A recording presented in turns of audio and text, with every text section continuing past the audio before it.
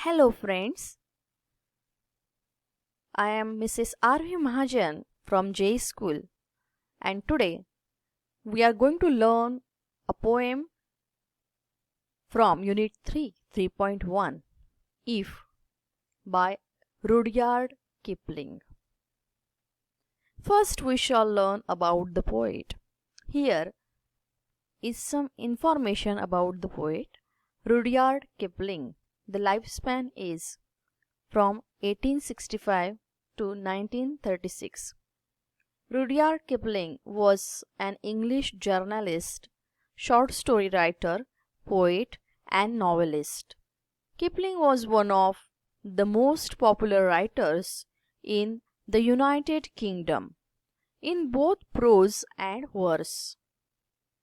In the late 19th and early 20th centuries, he was awarded the Nobel Prize for Literature in 1907 at the age of 42. He was the first writer writing in English to receive the prize. This poem deals with advice given by father to his son.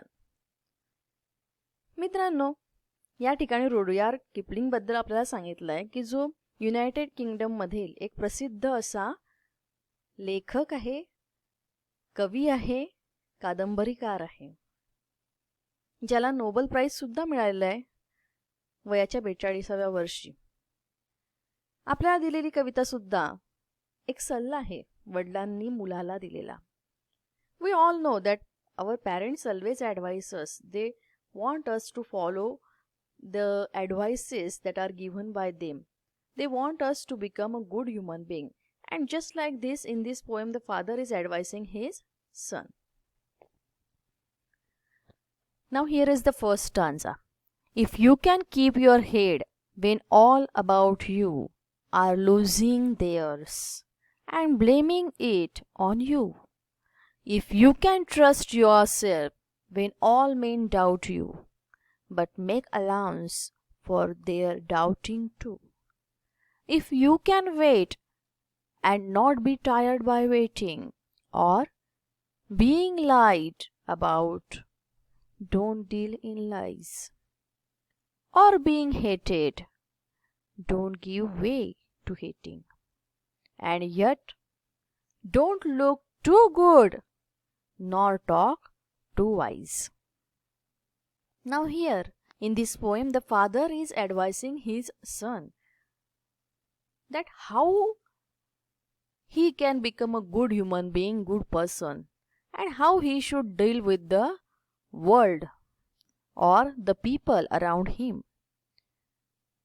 He says that if you can keep your head calm when others are becoming angry, others are blaming you, if he can trust himself when others are doubting him, then he can become a good human being.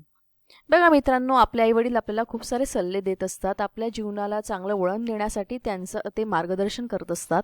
या कवितेत सुद्धा वडील आपल्या मुलासमोर आयुष्याची वेगवेगळी गृहीतके समोर त्याच्या मांडत आहेत, आणि त्यात जे उत्तर लपलेले आहेत, दडलेले आहेत, त्या उत्तरांमध्येच एक चांगली उत्तम व्यक्ती घडवण्याचे किंवा माणूस म्हणून यशस्वी होण्याचे मार्ग वडिलांनी मुलाला सांगितलेले आहे, की जे त्याला शोधायचे आहेत, जे त्याला सापडणार आहेत त्या उत्तरांमधून, असं वडिलांना वाटतं. आणि म्हणून ते या ठिकाणी मुलाला सल्ला देत आहेत. ते म्हणतात की जेव्हा इतरांचा रागाचा पारा चढलेला असेल आणि तुझ्यावर दोष होत असतील, जर त्यावेळी तू डोकं शांत ठेवून संयमाने संतुलित विचार करून सारासार बुद्धीने विचार करून शकलास, जेव्हा सगळे तुझ्यावर अविश्वास दाखवत असतील पण तुझा मात्र तुझ्यावर पूर्ण विश्वास असेल, तू खंबीर असशील तुझ्या विश्वासाच्या बाबतीत, आणि तरीही त्यांचे बोलणे समजवून घेण्याचा तू प्रयत्न करत असशील, तेवढा संयम तुझ्यामध्ये असेल, त्यांच्या विचारांचा तू आदर करशील, त्याच्यावर पुन्हा विचार करत असशील, तेव्हा सगळ्यांची मनं जिंकून घेणं तुला अशक्य राहणार नाही, ते सहज शक्य होईल. The poet wants that the son should follow the advice of his father. He says that if others are hating him and he is not hating them in return, then he can become a good person. वडील म्हणतात जर दुसरे तिरस्कार करत असतील आणि तू मात्र त्यांचा तिरस्कार करत नसेल, कोणत्याही परिस्थितीत तू तुझा संयम टिकवून ठेवत असशील तर तुझे भविष्य निश्चितच उज्ज्वल आहे.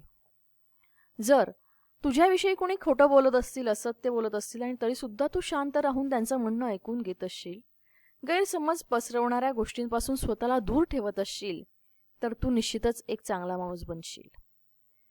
जे तुझा तिरस्कार करत आहेत, तुला कमी लेखत आहेत, तुझ्यावर त्यांचा विश्वास नाहीये, अशा लोकांच्या बाबतीत सुद्धा जर तुझ्यावर नकारात्मक परिणाम होत नसतील तर निश्चितच तू एक दिवस चांगला व्यक्ती होशील, विजयी होशील. The next stanza.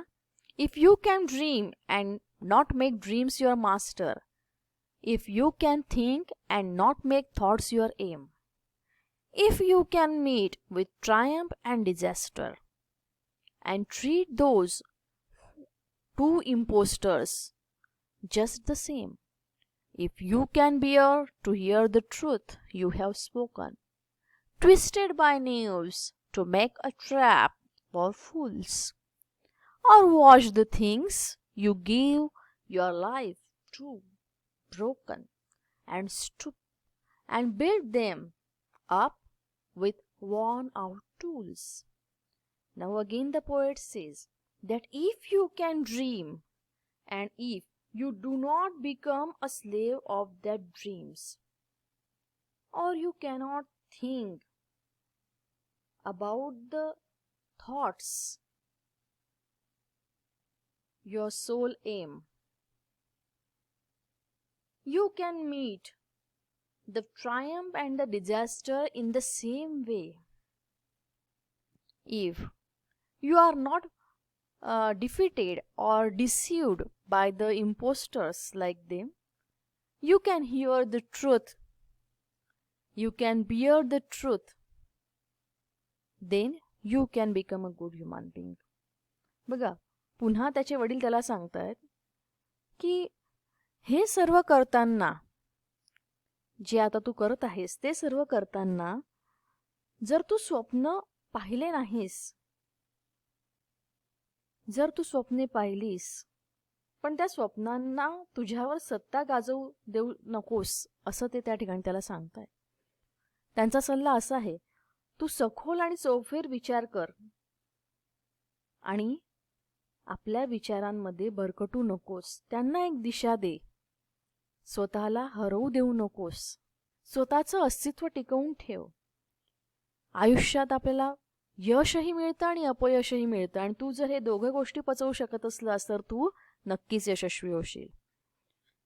Next thing is about truth. आता पुढची गोष्ट आहे सत्याच्या बाबतीत. वडील सांगतायत की या जगामध्ये असे अनेक लोक आहेत की जे सत्य मान्य करत नाही, पण जर तू ते ऐकूही शकत असलास आणि सहनही करू शकत असला आणि बोलूही शकत असलास तर निश्चितच तू यशस्वी होशील. कवीचे वडील सांगतायत या ठिकाणी की आनंदाचे दुःखाचे मुखवटे लोक आपल्या समोर घालून येतात. अनेक वेळा ते आपल्या समोर येतात, पण त्यांना समान भावनेने समोर जाणं हे महत्वाचं असतं. हे सर्व गोष्टी जर तू करू शकलास तर निश्चितच तू एका दिवशी यशस्वी होशील आणि निश्चितच एक चांगला माणूस तू बनशील.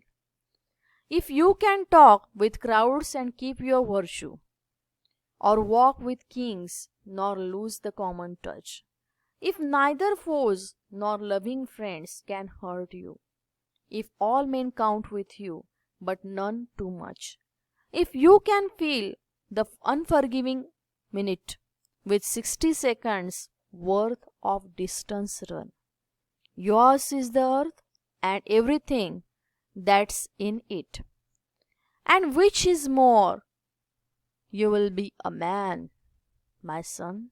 In the last stanza, the poet tells us that if the son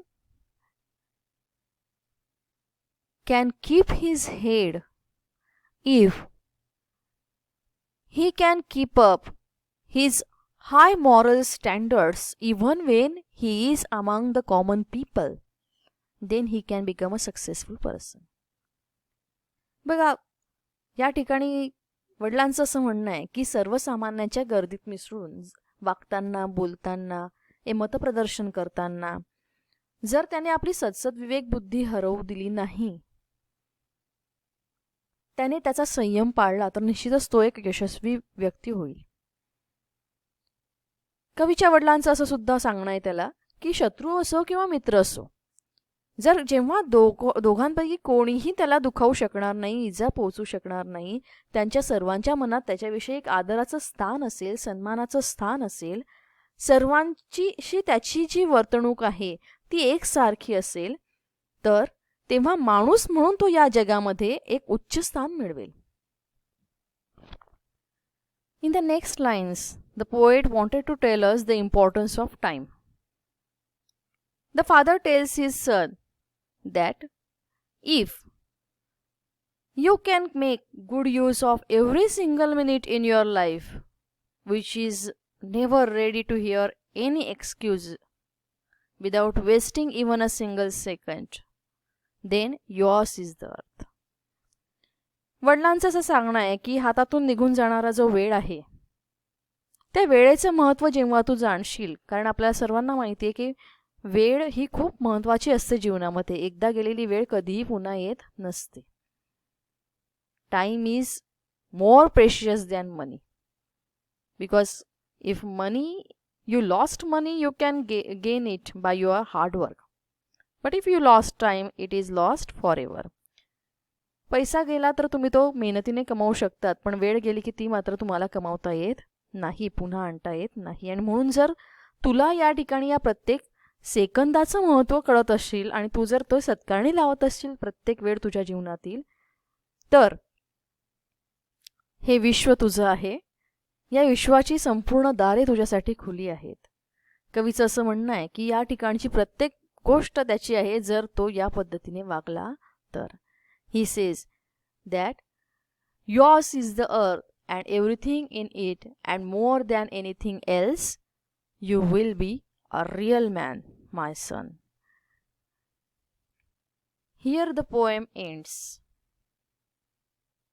and it also makes us think about the things that are told in this poem. खरोखर कविता या ठिकाणी संपते, पण कवी आपल्याला सुद्धा या ठिकाणी विचारात पाडतो की खरोखर अशा स्थितीमध्ये तुम्ही काय करत असाल. जर तुम्ही तसं करत असाल की तुम्ही शांत राहू शकत असाल, संयमी असाल, तर निश्चितच तुम्ही एक चांगले माणूस बनाल.